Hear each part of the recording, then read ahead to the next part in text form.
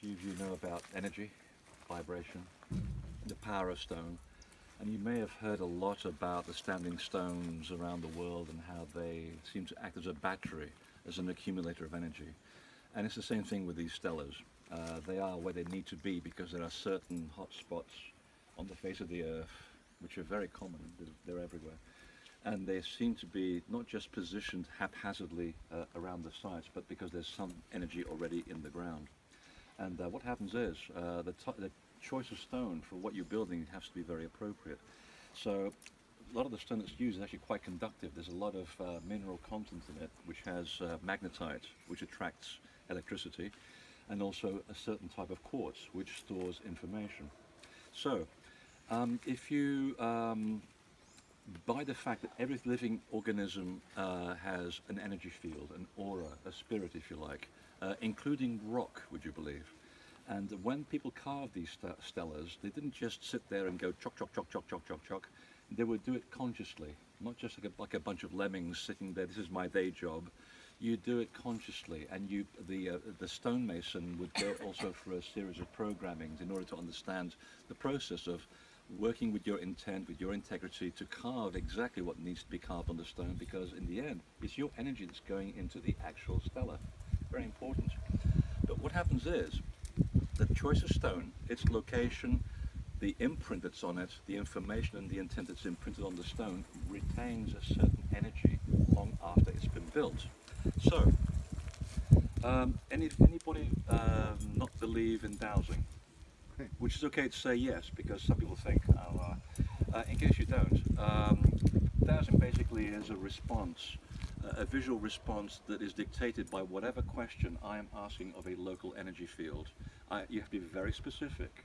So if I'm looking for a Buick in the middle of this park, I'm not going to get any response from these rods. So the rods tell me a yes or no, or a direction, or an angle of energy. It's still stored in this stone hundreds and hundreds of years after it was carved. And if I get a hit, what I'm looking for right now is the aura of the stone, and it looks just like a ripple in water. Okay, so wherever these, if anything happens, and I'm going to look for, in fact I can do it from inside really, so you can all see. So if I concentrate on the stone and try to link with the aura of the stone, it's right there. Right there. And if you approach it from this side,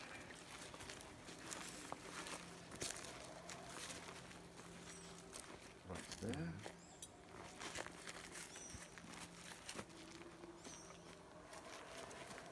And if you approach it from this side,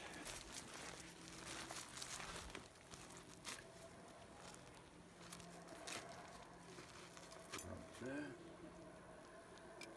And essentially, there is an energy field that goes all the way around the stone, right there.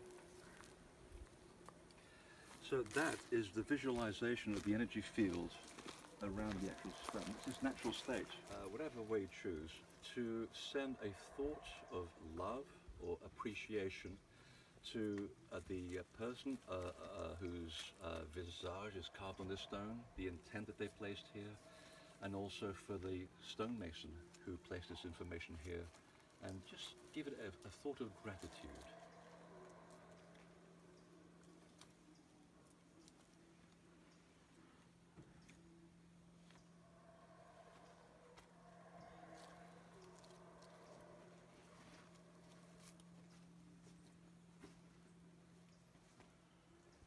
It's amazing, isn't it?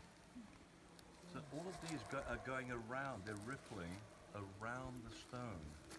And it's all caused by your ability. Thank you. Oh, they're getting very close now. See that? They're getting really, really close. This is just your ability to send a thought of appreciation to a stone, and it reacts in kind.